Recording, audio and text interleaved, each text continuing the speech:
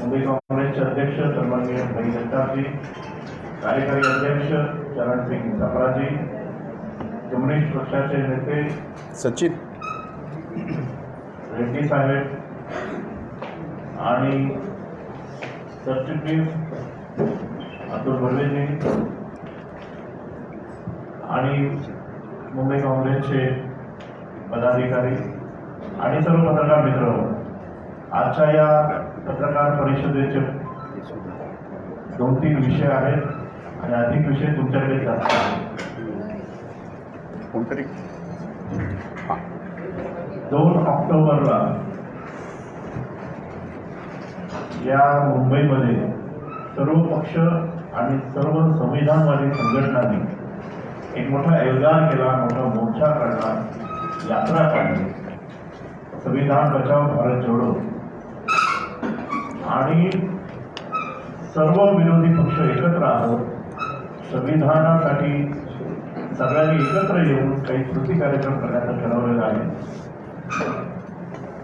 आणि त्याचाच हा पुढचा भाग येत्या 11 तारखेला जो कृती कार्यक्रम आपण करणार आहोत, क्रांतीसूर्य महात्मा ज्योतिबा फुले यांच्या जयंतीनिमित्त त्याची माहिती देण्यासाठी आजची ही पत्रकार परिषद आहे. या पत्रकार परिषदेसाठी जी पारीख येणार होते, पण त्यांचं तब्येत आणि त्यांना एक कार्यक्रम आला, त्यामुळे ते येऊ शकले नाही. तुषार गांधी पोचतात आहेत, ते कुठल्याही क्षणी ते पोहोचतील आणि वेगवेगळ्या पक्षांचे नेतेही या ठिकाणी येतील. पण आपल्याला वेळ दिला होता, वेळ अधिक जाऊ नये म्हणून ही पत्रकार परिषद आपण सुरू करतो आहोत. मी भाई जगताप यांना विनंती करतो की त्यांनी आजच्या पत्रकार परिषदेला संबोधित करावं.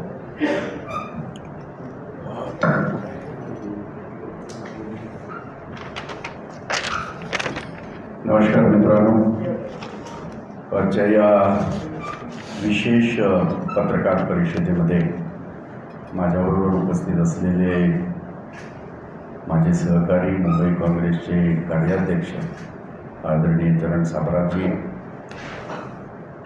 कम्युनिस्ट पक्षाचे ज्येष्ठ नेते, कामगार चळवळीतला एक बुलंद आवाज माझे सहकारी आदरणीय प्रकाश रेड्डीजी, मुंबई काँग्रेसच्या आमचा स्पोक्सपर्सनचा जो विभाग आहे त्याचे प्रमुख आणि एक ज्येष्ठ पत्रकार सन्माननीय युवराज मोहितेजी, मुंबई काँग्रेसचे सहखजिनदार अतुल बर्वेजी, या ठिकाणी उपस्थित आमचे मित्र निलेश तिवारीजी आणि सन्माननीय आमच्या एक आमचा अनऑर्गनाइज सेक्टर जो आहे तेथे पाहतात ते आमचे गोरख कांगणेजी, इतर सर्व माझे सहकारी आणि आपण सगळ्या मित्रांनो, साधारण पार्श्वभूमी ही युवराज मोहिते यांनी आपल्याला दिलेली आहे, परंतु त्याच्यावरच थोडंसं मी इलॉबरेट करेन, थोडंसं त्याच्यात विस्तृत सांगेन की 2 ऑक्टोबर गांधी जयंतीच्या दिवशी आपण सगळे साक्षीदार आहात आणि तो एक लोकशाहीचा एल्गार होता. देशामध्ये गेली 9 वर्ष जे हुकुमशाही चाललेली आहे, अघोषित जे इमर्जन्सी आपण ज्याला म्हणतो की एक प्रकारचं वातावरण जे देशाचं गढूळ झालेलं आहे लोकशाहीचं, त्याच्या विरोधामध्ये आम्ही सगळे एकत्र बसलो, कारण प्रत्येकजण त्याच्या विरोधात लढतो आहे. डाव्यांच्या बाबतीमध्ये बोलायचं झालं तर 5 तारखेला दिल्लीमध्ये प्रचंड मोठ्या प्रमाणामध्ये देशभरातला एक मोठा आवाज त्यांनी तिथे दिल्लीमध्ये त्यांनी दाखवला. इतर पक्षांमध्ये सुद्धा आपण सगळे पाहतात, वेगळे आपल्या पद्धतीने ते करत आहेत. काँग्रेस पक्ष करतच आहे. आम्ही सगळ्यांनी मिळून एक गोष्ट ठरवली की हा जो वेगळा आवाज येतोय तो एकत्रित मिळून एक मोठा आवाज, आपण या लोकशाहीच्या बाजूचे आहोत, ही लोकशाही टिकली पाहिजे. हा देश ज्या पद्धतीने आज कंगाल होत चाललेला आहे, लोकशाही कुठंतरी ठराविक लोकांच्या हातामध्ये एवढ्या मोठ्या देशाच्या आर्थिक नाड्या दिल्या जातात आहेत, त्याच्या विरोधातला हा आमचा वेगळा वेगळा जो आवाज होता तो एकत्रितरित्या आम्ही सगळ्यांनी ठरवलं आणि त्याचं फलित 2 ऑक्टोबरला तुम्ही पाहिलं. ऑगस्ट क्रांती मैदानामधून ज्या क्रांती मैदानाला इतिहास आहे, अंग्रेजो चले जाओ हा जो नारा दिला होता, त्याच मैदानातून भाजप चले जाओ असा नारा आम्ही सगळ्या पक्षांनी दिला आणि 9 किलोमीटर चालत तुम्ही सगळ्यांनी, तुमच्यापैकी अनेक असे सहकारी ते आमच्याबरोबर होते, 9 किलोमीटर चालत आम्ही गांधी पुतळ्याजवळ त्याचं समाप्ती केली. त्याच पार्श्वभूमीवर मध्यंतरीच्या काळामध्ये ज्या काही घटना घडल्या देशभरामध्ये, जगभरामध्ये त्याचे पडसाद उमटले. राहुल गांधींवर चालवलेला खटला, 1 हप्ता अगोदर त्या न्यायाधीशाची नियुक्ती काय होते, ज्या पूर्णेश मोदीने हा खटला चालू नये म्हणून स्वतःच ते घेतला होता, तो कोर्टात परत जातो काय आणि तो खटला चालू करावा असं सांगतो. तो खटला इतक्या शीघ्र गतीने, विद्युत गतीने चालवला जातो आणि त्याच्यामध्ये सजा सुनावली जाते. न्यायालयाच्या प्रक्रियेबद्दल आम्हाला कोणाला बोलण्याची आवश्यकता नाही, आमचा पूर्ण विश्वास आहे न्यायव्यवस्थेवर, परंतु पद्धतीवर नाही. कारण हा काय देशातला पहिला मानहानीचा खटला नव्हता. हजारो असे खटले या देशामध्ये झाले, परंतु अशा पद्धतीची सजा असलेला हा एकमेव खटला आहे. म्हणून आमचं त्या प्रक्रियेवर, आमचं आज जे मी भाष्य करत आहे त्या प्रक्रियेवर न्यायालयाचा जो काय त्यांनी दिलेला निर्णय आम्ही मान्य केला आणि परवा राहुलजीने त्याच्यामध्ये जामीन सुद्धा घेतला आणि पुढची प्रक्रिया आम्ही करतच आहोत. प्रश्न असा राहतो की आपल्या सगळ्यांना हे माहीत आहे, तुम्ही सगळे याच्यातले मीडियामधले सगळे पत्रकार, तुम्ही सगळं खूप मेहनत करता. मी पण साधारण मीडियाचा तो 14 वर्ष मी एक वृत्तपत्र चालवलं. आता अनेक असे माझे मीडियाकर्मी आहेत जे मोठ्या मोठ्या चॅनलमध्ये काम करतात आहेत, मला आनंद होतो त्या गोष्टीचा. तर मी एक माझ्या अभ्यासासाठी अख्ख्या देशातल्या सगळ्या मानहानी खटल्याची माहिती घेतली. एकाही मानहानी खटल्यामध्ये अशा पद्धतीचा निर्णय आलेला नाही आणि ते मानहानीचे खटले हे वेगळ्या केसेसमध्ये, काही मर्डर केसमध्ये होत्या, काही न्यायालयाचा अवमान होता, काही इतर सगळे गंभीर गुन्हे त्याच्यामध्ये होते.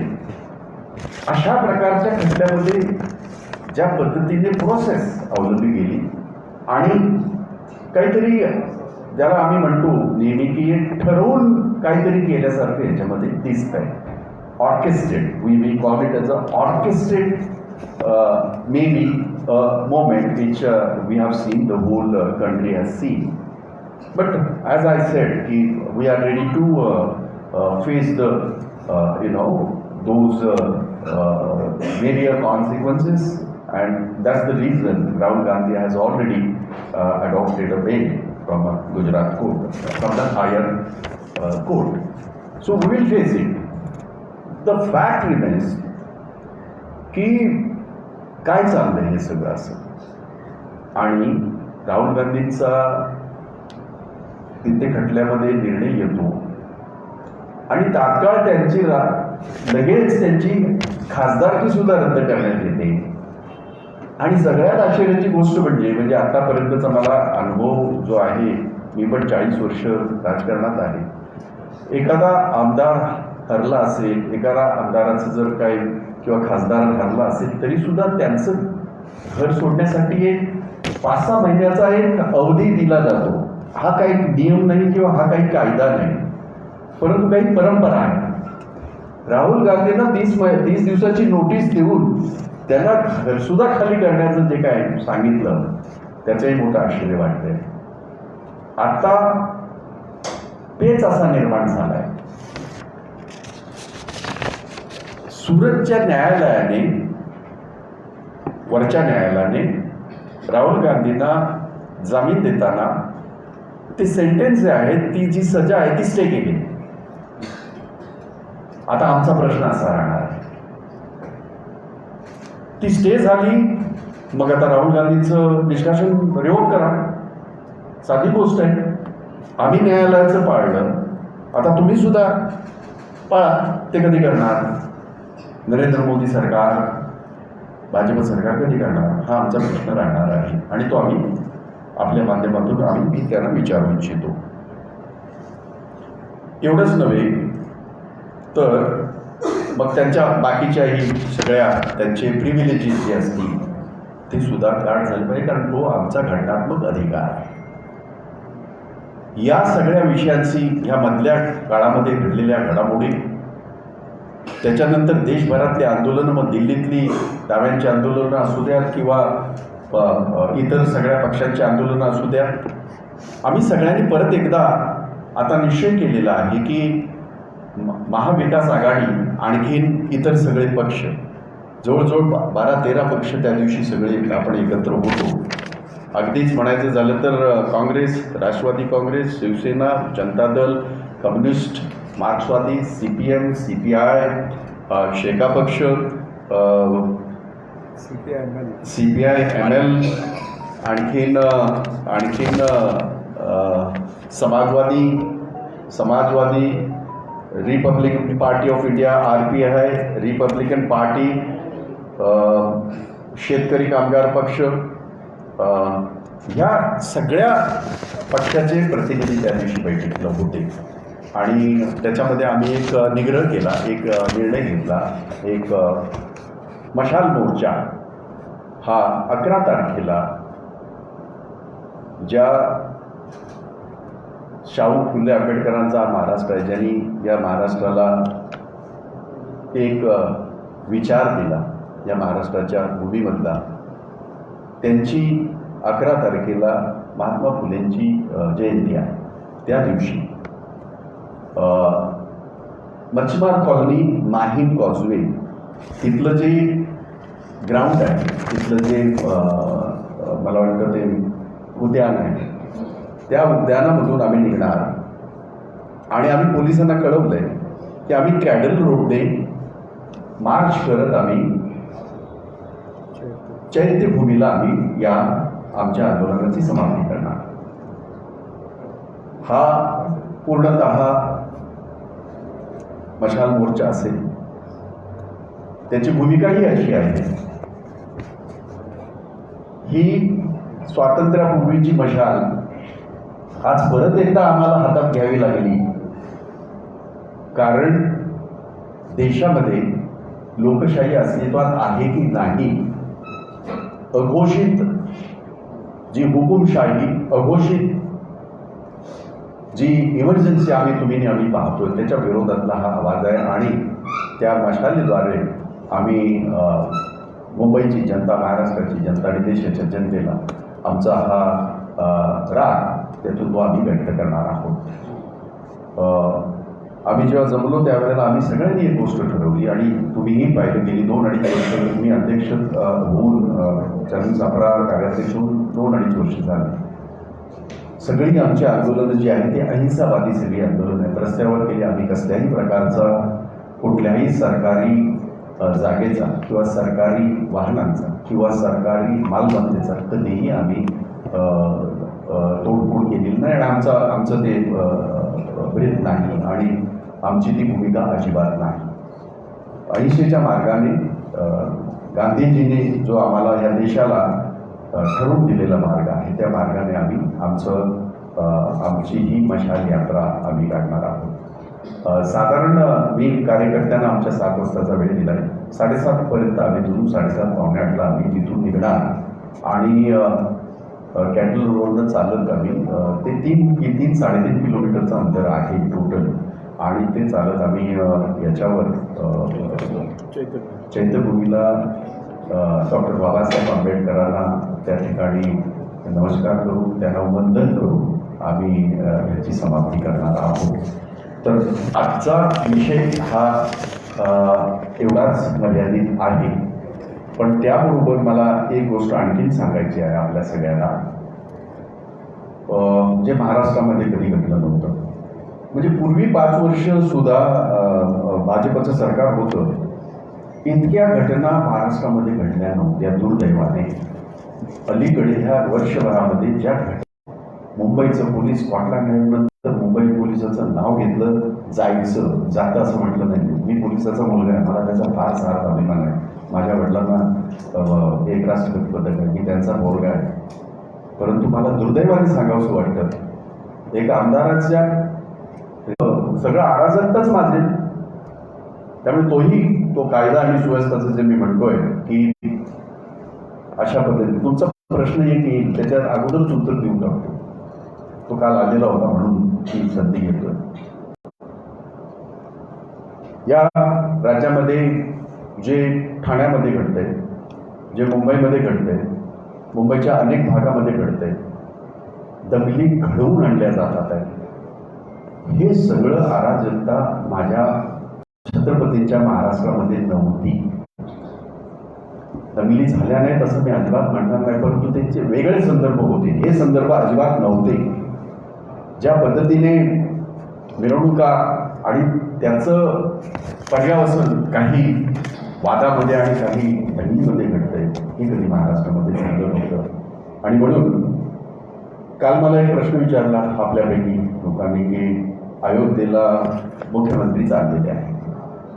अयोध्येला जायला कुणाचीच काही हे नाही, कारण राम हा प्रत्येकाच्या आस्थेचा आणि प्रत्येकाच्या श्रद्धेचा भाग आहे. त्याच्यासाठी काही करण्याचं बोलण्याची काही आवश्यकता नाही. परंतु माझ्या मनामध्ये अशी शंका येते, ती अशी, राम आमचे सुद्धा आहे, आमच्या मनामध्ये आहे, आमच्या देवालयामध्ये आहे, पण ते आमच्यापुरतं आम्ही ठेवलंय. आम्ही त्याचा मार्केटिंग वगैरे काही केलं नाही, ज्यांनी त्यांनी करा. परंतु महाराष्ट्रामध्ये जे रावण बोकाळे त्यांचं काय करायचं? ज्या पद्धतीने महाराष्ट्रामध्ये आज घटना घडतात आहेत त्या इतक्या दुर्दैवी आहेत की त्या बाबतीमध्ये सरकार म्हणून तुम्ही तिकडे अयोध्येला जाऊन या, काही हरकत नाही, तुम्हाला कोण आणू शकत नाही. परंतु महाराष्ट्राची आजची जी परिस्थिती आहे त्याच्या बाबतीमध्ये तुम्ही जबाबदार आहात. आपण मुख्यमंत्री आहात, या राज्याचे प्रमुख आहात. त्यामुळे या कधी नव्हे ते महाराष्ट्रभर जो काही धुमाकूळ चाललेला आहे, इथल्या रावणांचा त्यांचाही बंदोबस्त करा, अशी माझी त्यांना नम्रतेची विनंती सुद्धा राहील. हिंदी में थोड़ा सा कर देता हूँ क्योंकि हिंदी भाषी है. हिंदी सारे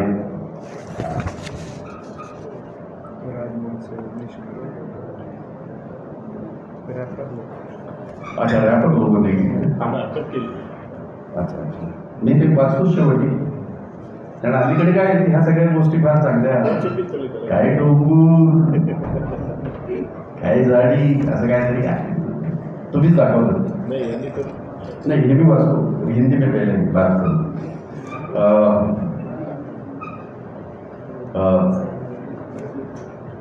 भाजपा सरकार के विरोध में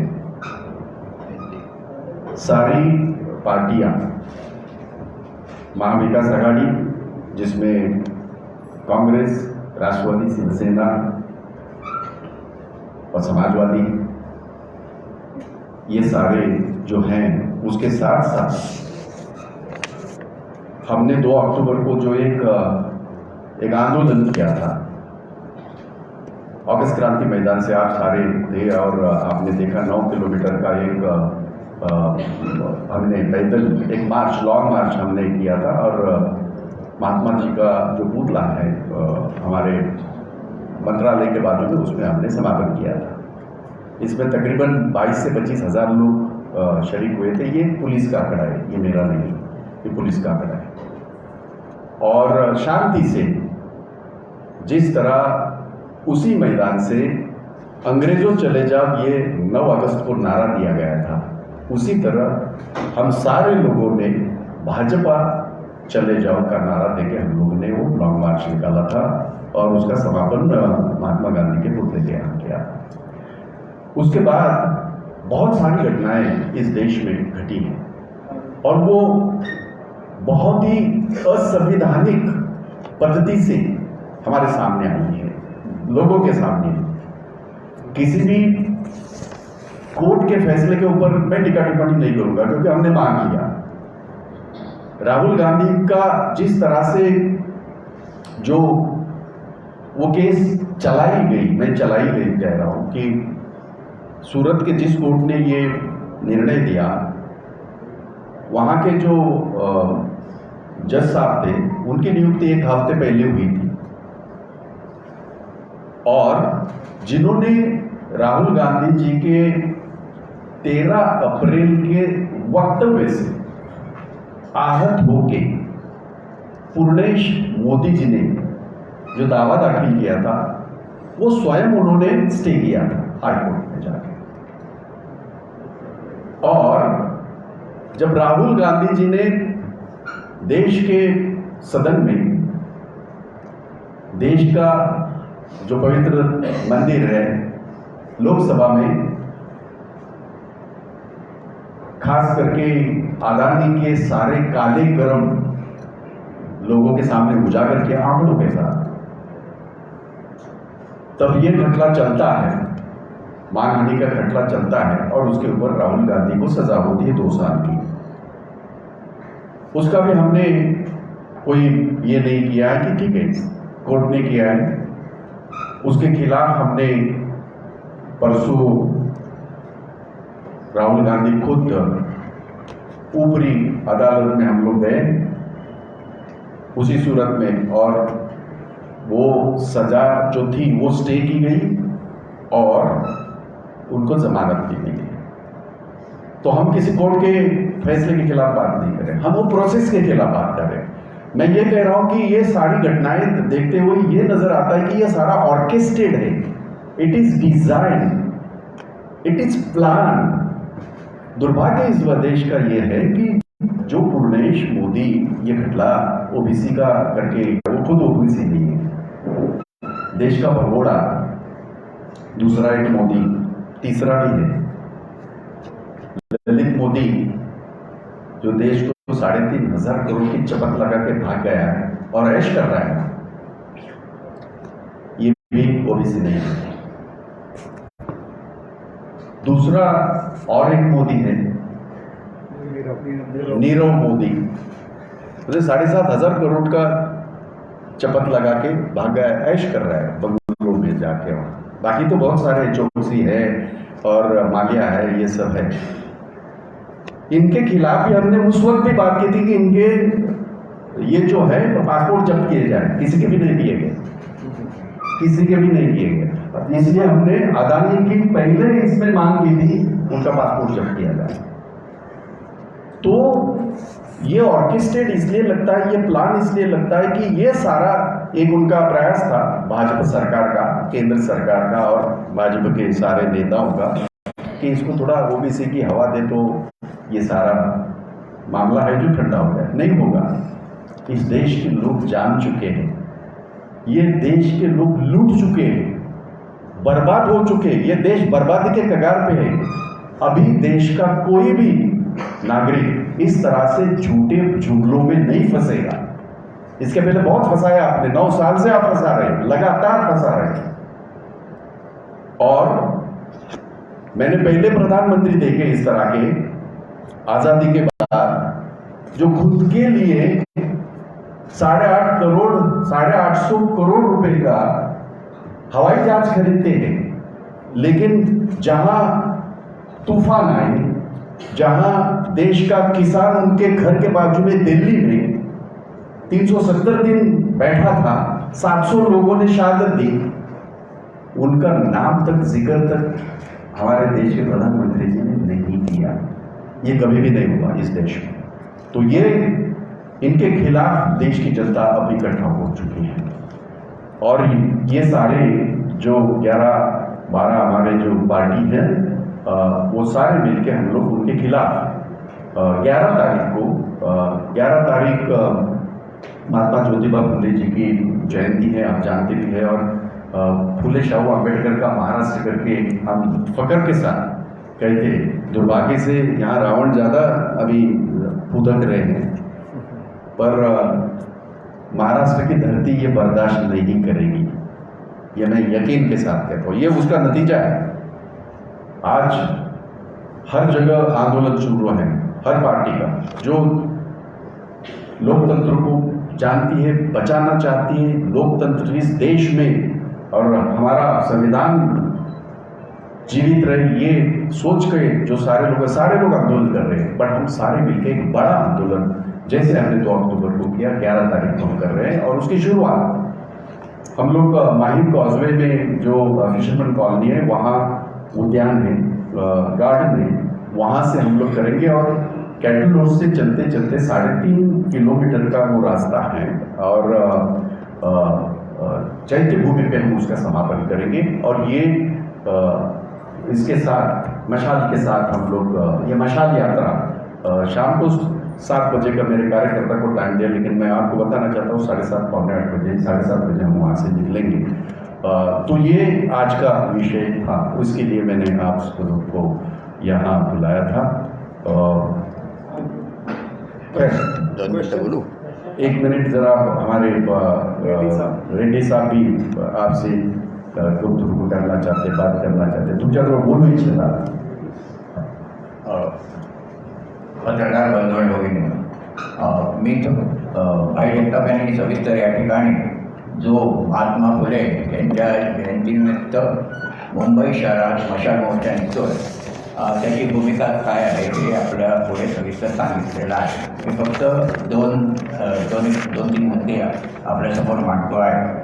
हा जो मोर्चा आहे आपल्याला माहिती आहे की 2 ऑक्टोबरला भाजप MIM वगैरे सोडून मोठ्या प्रमाणात एक प्रचंड मोर्चा वापस क्रांती मैदानावर निघाला आणि मंत्रालयाच्या इथे क्रांती पुतळ्यासमोर आला. तर त्याला अभूतपूर्व प्रतिसाद मिळाला. लोकांच्या मनात जो राग होता तो राग लोकांनी रस्त्यावर येऊन प्रगट केला.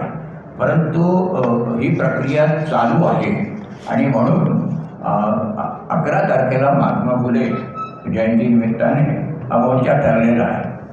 त्याच्यामध्ये मूलभूत जी भूमिका आहे ती लोकशाही, धर्मनिरपेक्षता आणि संविधानाच्या रक्षणाखाली हा मोर्चा निघेल. कारण देशामध्ये जे काही वातावरण आहे त्याच्या विरोधात जे दडपशाहीचं, हुकुमशाहीचं, मनुवादी संस्कृती ज्याप्रमाणे दाबली जाते या ठिकाणी, हे जे स्वातंत्र्यानंतर कधीही आलं नव्हतं अशा प्रकारची ही जी सत्ता चाललेली आहे त्यांनी सगळ्या क्षेत्रामध्ये असंतोष निर्माण झालेला आहे आणि त्याचा प्रतिकार लोक करू इच्छितात. म्हणून सगळेच पक्ष यांनी उल्लेख केला की 5 तारखेला दिल्लीमध्ये शेतकरी आणि कामगारांचा प्रचंड मोर्चा त्या ठिकाणी निघाला.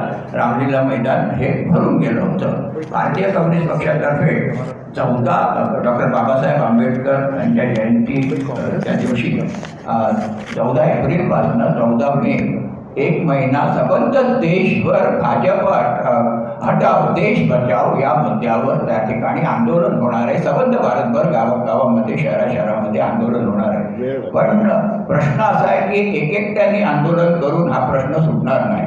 काँग्रेसने सुद्धा राहुल गांधींच्या अटकेच्या आधी आणि नंतर सुद्धा तीव्र आंदोलन चालू केलेलं आहे. बाकीचे जे पक्ष याच्यामध्ये समाविष्ट आहे त्यांनी आंदोलन सुरू केलेलं आहे. म्हणून भारतीय कम्युनिस्ट पक्ष आणि डाव्या पक्षांची भूमिका राहिलेली आहे की त्याच्यामध्ये एक सगळ्यांनी एकत्र येऊन समान किमान कार्यक्रमावर एक प्रचंड शक्ती निर्माण करून या BJP आणि मोदी सरकारचा पराभव केला पाहिजे. मूलभूत भूमिका एकत्रित आहे. त्याच्यामधले मुद्दे आहेत. त्या मुद्द्यामध्ये तुम्हाला माहिती आहे की शेतकऱ्यांच्या बद्दल हाही मुद्दा समाविष्ट त्याच्यामध्ये आहे. स्वामीनाथन आयोगाप्रमाणे शेतकऱ्यांना काय न्याय दिला गेलेला नाही. कामगारांचे जे प्रश्न आहेत ते 48 कामगार कायद्याचे 4 कायदे केले गेलेले कोड केलाय. कामगार नेते आहेत त्यांनी बरोबर शब्द वापरला आणि लवाद नाही नेमतात. म्हणजे कोर्टाचा केले सगळ्या नष्ट करून टाकतात. भयानक अवस्था आहे त्या ठिकाणी. बेकारांची फौज निर्माण होते आणि त्यांना धर्मांत बदलून एकमेकांच्या डोके फोडण्यासाठी प्रवृत्त केलं जाते. नोकऱ्या काही मिळाल्या नाही. हे सगळे प्रश्न आहे. महागाईचा आटोप या ठिकाणी झालेला आहे. प्रत्येक दिवशी भाव वाढत आहे.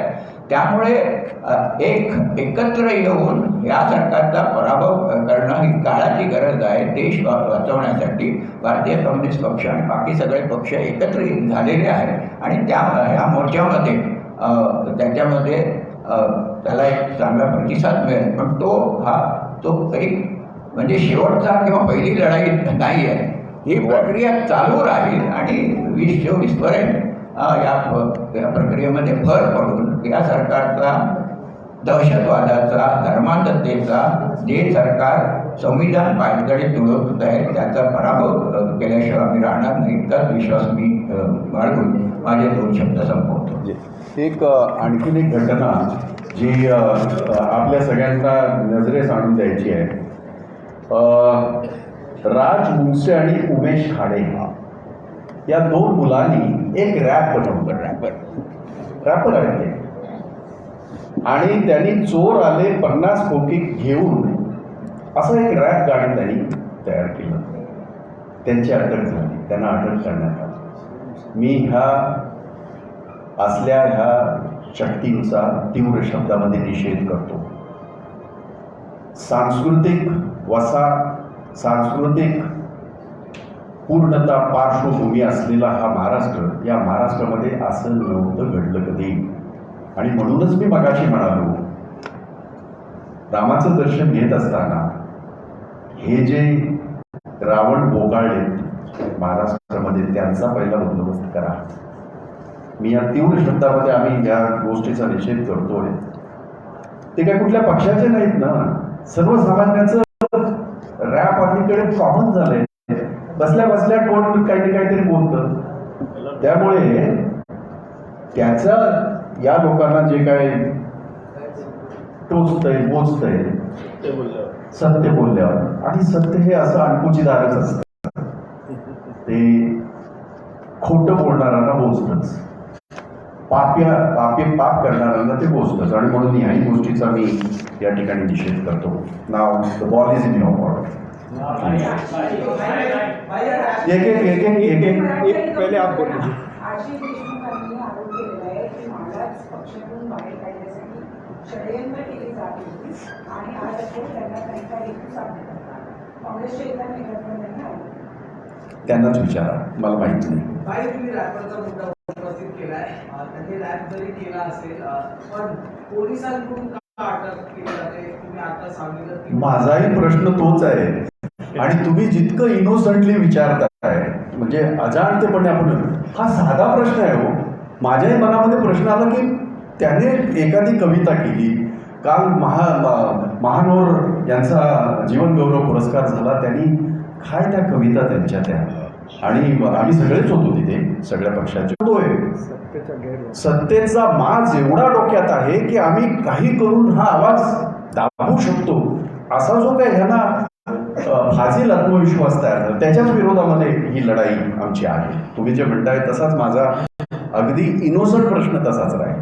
भाई, महाराष्ट्र प्रदेश काँग्रेस कमिटीने तुमच्याप्रमाणेच मशाल यात्रेची घोषणा केली आहे.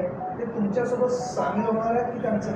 ते अगदी एक गोष्ट सांगतो मी तुम्हाला, ही मशाल यात्रा मुंबई प्रदेश काँग्रेस आणि इतर सगळे पक्ष 11 आम्ही मुंबईमध्ये करणार आहोत. पण आपल्या माहिती करता सांगतो, मशाल यात्रा मुंबईच्या 227 वॉर्डमध्ये दररोज कुठे ना कुठे होतच आहे. तशा त्या महाराष्ट्रात सुद्धा होत आहे. ते कुठं करतात आहेत करतील, नागपूरला करतात आहेत, नाशिकला करतात आहेत, कुठे, आणि कुठेही जरी नसलं तरी ते आम्हाला जॉईन होतील. कारण हा मशाल ही जी भूमिका आहे किंवा हा जो विषय आहे हा या हुकुमशाही आणि अत्याचारी सरकारच्या विरोधातला आहे. तेव्हा जर मुंबईमध्ये जर आम्हाला जॉईन होत असतील तरी आम्ही त्याचं स्वागत करू. कल जो है शरद पवार जी ने एक इंटरव्यू किया, आप अडानी को लेकर जो है जेपीसी की मांग लगातार उठा रहे हैं. उन्होंने कहा है कि जेपीसी की मांग की कोई जरूरत नहीं है. आप पवार साहब को बड़ा भाई मानते हैं, लेकिन वो आपके अगर बयान देते हैं तो आपका जो गठबंधन है उसका असर पड़ेगा. एक बात मैं बता दूं, जिस लोकतंत्र की और जिस संविधान की हम बात कर रहे हैं, उन्हें आज़ादी दी है हर एक को अपनी अपनी बात कर रखने का। तो अगर वो अपनी बात रखते हैं तो उन्हें वो आज़ादी है। पर जहाँ तक हमारी लड़ाई है अदानी के खिलाफ, मोदी सरकार के खिलाफ, महाराष्ट्र के सरकार के खिलाफ जो अन्याय अत्याचार हो रहे उसके खिलाफ ये लड़ाई जारी रहेगी और हम उसका डट के मुकाबला करेंगे। क्या महाविकास आघाड़ी में विरोध है? क्योंकि उद्धव ठाकरे इसके पहले जो है सावरकर जी को केजरीवाल जी को हमारे भगवान और जो है राहुल गांधी जी को इसमें सोचना चाहिए, और इसके बाद शरद पवार जी ने अडानी के मुद्दे पर ऐसा बयान दे दिया। तो क्या महाविकास आघाड़ी में आंतरिक विरोध चल रहा है? ये विरोध नहीं है, ये अपनी अपनी सोच है। ये पहले भी थी, सरकार बनने के पहले कभी भी शिवसेना और कांग्रेस कभी एक साथ आई हुई ये सोचा था आपने कभी? तो वो उनकी सोच है, हमारी सोच अलग है। और एक कॉमन मिनिमम प्रोग्राम लेके हमारी सरकार 2.5 साल चली, ये आप भी जानते हैं। तो महाविकास आघाड़ी जो बनी है ये कॉमन मिनिमम प्रोग्राम लेके बनी है। हमारे मुद्दे हैं, उनके मुद्दे सर लेकिन एक मुद्दे में 2 स्टैंड मैं तो यही तो हमारी खासियत है, हमारे लोकतंत्र की और हमारे संविधान की यही तो खासियत है। ये जरूरी नहीं कि मैं गाना गाया तो आप भी गाना गाओ, आप तो रैप कर सकते हैं। मैंने अगर पोवाड़ा मीजर मढ़ा लो तो आप तो रैप कर सकते हैं। ये बात और मत करिएगा, आपको अरेस्ट हो जाएगी।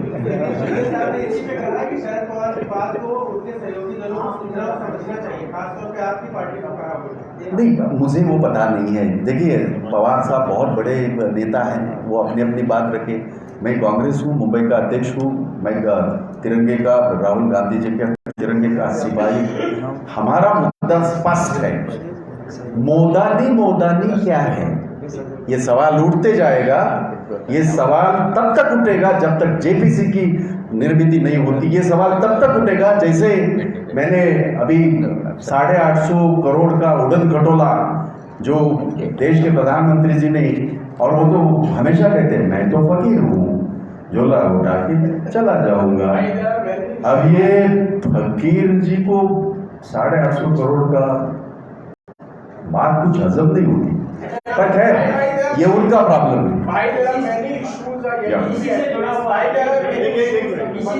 आपस में तय करो, आपस में तय करो। लेट मी कंप्लीट दिस। इसी से जुड़ा हुआ है, अभी पवार साहब का एक बयान आया है, उन्होंने कहा है कि जेपीसी की जगह अगर सुप्रीम कोर्ट की कमेटी कोई बनाई जाती है जिसमें पार्टी के लोग भी रहते हैं, वो ज़्यादा बेहतर रहेगा। जेपीसी लोकतंत्र में एक सिस्टम है, जहाँ तक मैं जानता हूँ। मैं उनके पवार साहब जैसा बड़ा ज्ञानी नहीं हूँ, उनकी ज़रा भी उनकी सोच हो सकती है, पर इन अ प्रोसेस वो ये कबूल कर रहे हैं कि इसकी तहकीकात होनी चाहिए। तहकीकात से इनकार नहीं है। नहीं, वो तो देखिए, सुप्रीम कोर्ट की कमेटी कर रहे हैं और जेपीसी। मैं दूसरे मुद्दे पे हूँ, जरा मुझे बोलने का मौका दोगे तो। सवाल ये है कि ये मुद्दा है या नहीं है इसलिए उसकी तहकीकात होनी चाहिए, ये उनका कहना है। हमारा ये कहना है, हमारे लोकतंत्र में हमारे आज जो संसद है ये सर्वोच्च है, और उस संसद में इसके पहले बहुत सारे जेपीसी का निर्माण हुआ और दूध का दूध पानी का पानी हुआ। हम अदानी को लुटेरा कह रहे हैं, हम उनको मदद करने वालों को चोर कह रहे हैं। तो अगर वो सोचते हैं कि ये नहीं है तो जेपीसी का निर्माण करें और दूध का दूध पानी का पानी हो जाए, बिल्कुल। और इसके पहले हुआ है बहुत सारे मुद्दों में। अगर आप सारे सीनियर पत्रकार रहे, आपने देखा होगा, तो जेपीसी ये हमारा लोकतांत्रिक और जो हमारी जो ये है डेमोक्रेसी, उसके तहत एक प्रोसेस का एक हिस्सा है, वो होना चाहिए।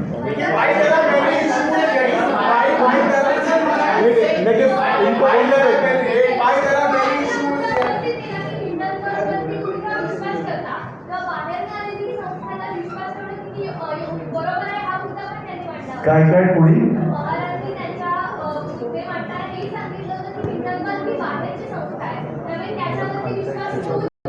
आपल्या अदानी लुटेरा आहे. अदानीने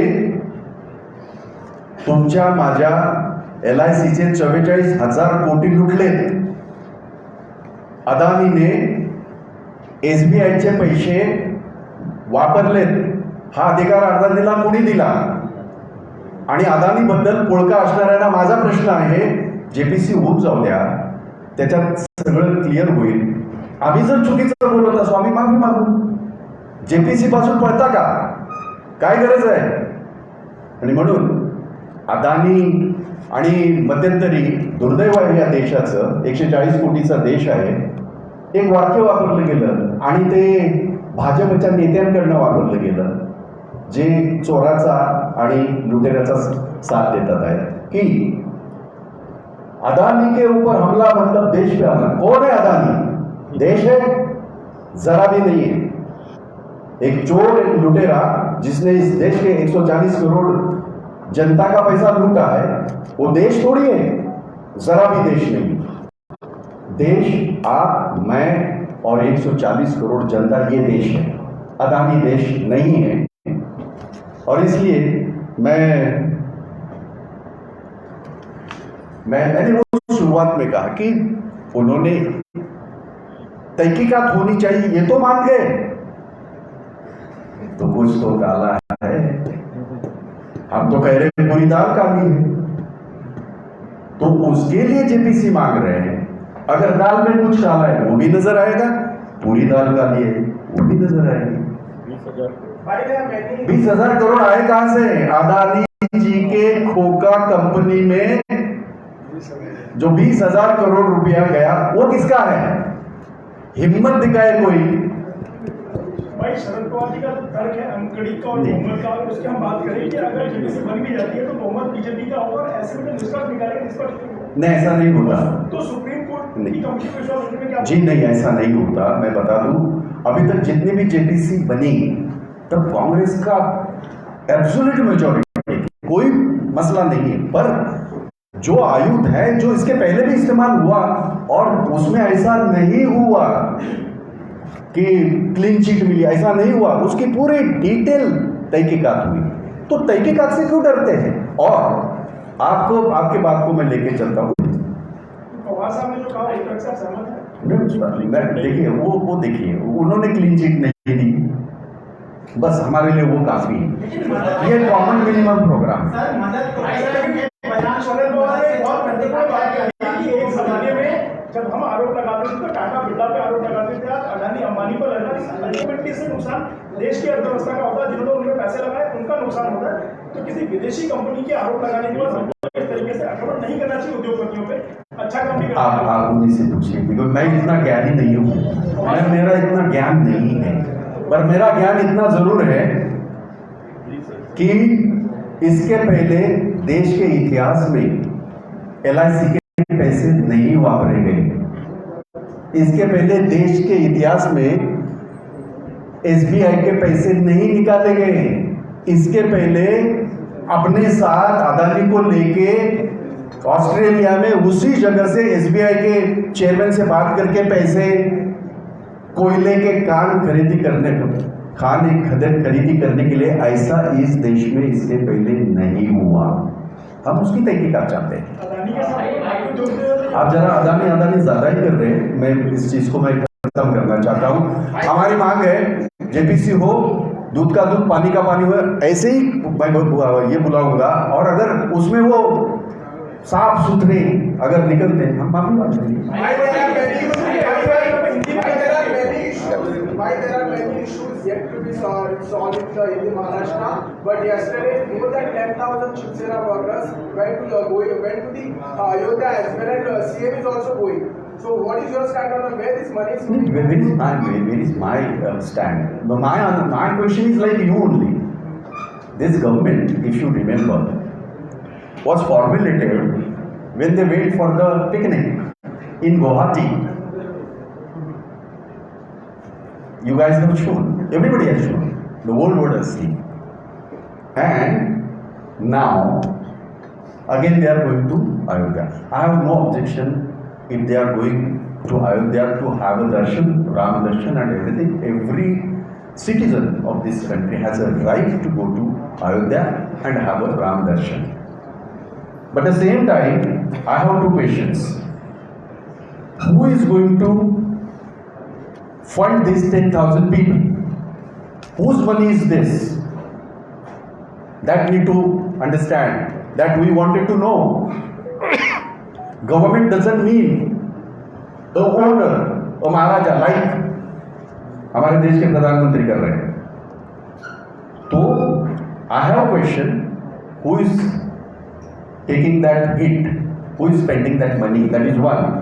Another, my simple request to CM of Maharashtra. It's good that you go down to Rama and take his blessings. But there are so many Ravanas in this Maharashtra. They are freely moving. They are doing shit in this Maharashtra. The Maharashtra of Chhatrapati Shivaji Maharaj, the Maharashtra of Shahu Phule Ambedkar. Please do something for them. Which I said. So what do you think? Who is the Ram and who is the Ravana? Better you guys analyze. Ram is one and it is supreme. Everybody, the whole world has accepted. Ravana, you better know. भाई इस विषय में हिंदी में भी मराठी हो गया, English में हिंदी बोलूँ. मैंने हिंदी में भी बोला. अयोध्या वाले में ऐसा है कि इस खास करके इस सरकार का गठन 50 हो गए, सब कुछ हो गए. ये रैप नहीं है, कंसिडर कर सकते हैं. If they feel like this is a rap, they can consider this as a rap. I don't mind. FIR हो जाएगा. कोई बात नहीं. 14 हो चुके, 15वां हो जाएगा.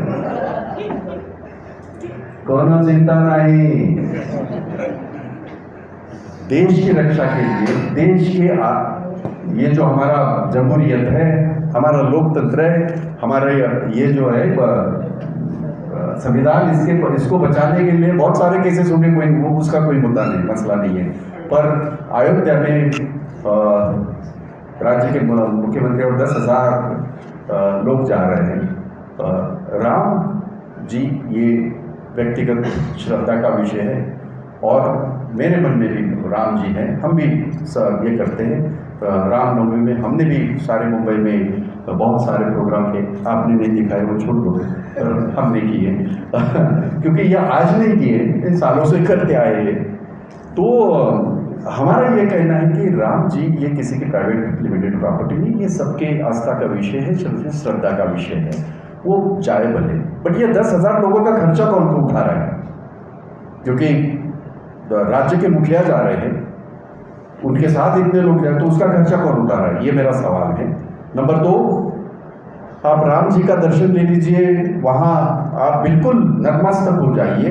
लेकिन महाराष्ट्र में जो रावण घूम रहे हैं, जो वाकया थाना में हुआ, जो वाकया मुंबई में हुए, जो इंसिडेंट्स यहाँ जालना में हुए, जो इंसिडेंट्स कोल्हापुर में हुए, ये सब रावण घूम रहे हैं. उनका क्या करोगे? आप तो मुखिया हैं, आप तो राज्य के मुख्यमंत्री हैं, आप ही से सवाल पूछा जाएगा. ये मेरा उनसे पूछना है. I think I am clear. You should be clear. Ravan को छोड़ दो. रावण को भोले शंकर का आश्रम प्राप्त था, उसकी आराधना करते थे लगातार. ये भोला शंकर कौन है? मेरा सवाल आपसे है. मैं पूछ रहा हूँ भाई, मेरा ज्ञान इतना नहीं है, इसलिए आप ही बताइए ये भोला शंकर है कौन? जी जी जी जी द लेडी. हाँ विचार. मोदींच्या एग्रीसाठी तुम्ही पण अजित पवार यांनी त्यांची बाजू घेतली, त्यानंतर काल शरद पवारांनी अदानींच्या बाजूने भूमिका घेतली आणि काल जो काही घटनाक्रम घडला, अजित पवार डॉट पीचे बद्दल, या सगळ्या प्रकरणामध्ये राष्ट्रवादीची भूमिका कुठेतरी संशयास्पद आल्याचं वाटत नाही का? त्याचा परिणाम महाविकास आघाडीवर होईल असं वाटतं? मी मुंबईच्या काँग्रेसचा अध्यक्ष आहे. परिणाम त्यांना विचारा ना, मला का विचारताय? का मला तुम्ही लोक छळताय? मला काही कळत नाही. दुसरी गोष्ट अशी पवार साहेबांचं हे वाक्य अति महत्त्वाचं आहे. ते म्हणाले की JPC कशाला, ते जर एवढा सगळा चाललेला आहे सुप्रीम कोर्टाच्या याच्यामध्ये होत्या. म्हणजे त्यांची चौकशी व्हायला पाहिजे या मताशी पवार साहेब सहमत आहे. That's it, that's all. Thank you so much. तुमच्या सगळ्यांचे आभार मनापासून. किसान मोर्चा जो है इसमें सभी पार्टियां हैं हाजी किसान मोर्चा निकलेगा इसमें सभी पार्टियां सम्मिलित हैं सिर्फ कांग्रेस सभी अब मैंने बहुत सारे पार्टियों के नाम गिनवाए. मिराज सिद्दीकी जी आए हैं, अबू आजमी के ये है मिराज सिद्दीकी. और केसी वेणुगोपाल जी आ रहे हैं उद्धव ठाकरे से मुलाकात करने शरद पवार के बयान के बाद. नहीं वो मुझे नहीं पता. To be very honest, we haven't got any message. Let me be very frank. They will the supreme leadership, let them see. Of course, if he is coming, they will inform Mumbai and Maharashtra. Of course, they will inform. But yet, till now, I haven't got any message. मेरा आप अभी जरा बताइए. करना चाहते हैं बताइए. मेरा समाजवादी पार्टी इस कार्यक्रम में सोयाब में पूरी तरह साथ बन जाए होऊन जा रहे. हर तरह से हम लोग सहयोग करेंगे, हर तरह से साथ रहेंगे. भाई मशाल मोर्चामध्ये शिवसेनेला शपथ आहे ना, मशालची जाहिरातच होते.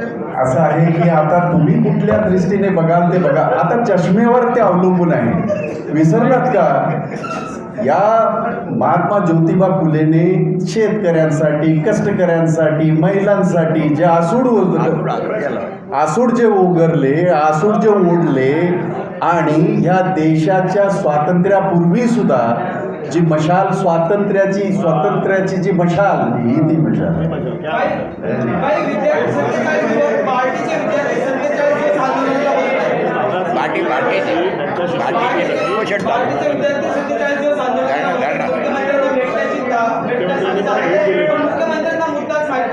नाही, मला दुर्दैवाने सांगायचं वाटेल की मी सभागृहामध्ये ह्या गोष्टी बोललोय. घोषणा करायच्या आणि काही द्यायचं नाही. बाकीच्या बाबतीमध्ये बरंच काय बोललं गेलं याच्यामध्ये बजेटमध्ये. परंतु आज परिस्थिती अशी आहे, 5 वर्ष ज्या वेळेला देवेंद्र फडणवीस राज्याचे मुख्यमंत्री होते तेव्हाही आमच्या मागासवर्गीय विद्यार्थ्यांच्या शिष्यवृत्त्या नाही दिल्या गेल्या. आजही वर्ष झालं या सरकारला आजही दिलेला नाही. निषेध केलेला आहे, सभागृहात सुद्धा केलाय, आताही करतो. आपल्या सगळ्यांचे आभार. Thank you so much.